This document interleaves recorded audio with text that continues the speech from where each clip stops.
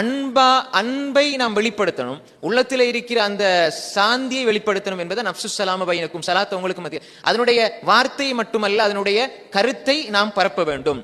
முஸ்லிம் சலாத்தை பரப்பணும்னு அர்த்தம் என்னடா, வீட்டுக்குள்ள சலாத்தை பரப்புற முஸ்லிம் நாட்டுக்குள்ளையும் பரப்பணும், உலகத்துக்கும் சலாத்தை கொடுக்கணும்.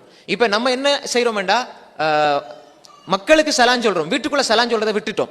எந்த ஒரு கணவன் மனைவி வீட்டுக்குள்ள நுழையும் பொழுதும் முதலாவது என்ன செய்யணும், சலாம் சொன்னால் அந்த வீட்டுல பரக்கத் உண்டாகும்னு சொன்னாங்க ரசூல் ஸல்லல்லாஹு அலைஹி வஸல்லம். அனஸ் ரலியல்லாஹு அன்ஹு அவங்களுக்கு ரசூல் ஸல்லல்லாஹு அலைஹி வஸல்லம் சொன்னாங்க,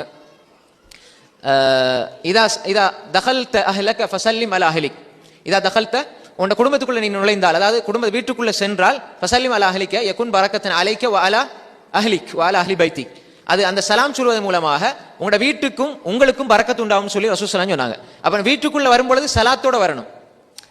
ஒரு உங்களோட பிள்ளைக்கு அதை பழக்குங்க. ஒரு கணவன் வீட்டுக்கு போற நேரம் அஸ்ஸலாமு அலைக்கும் வரஹ்மத்துல்லாஹி வபரகாத்துஹு சிரிச்ச முகத்தோட போகணும்.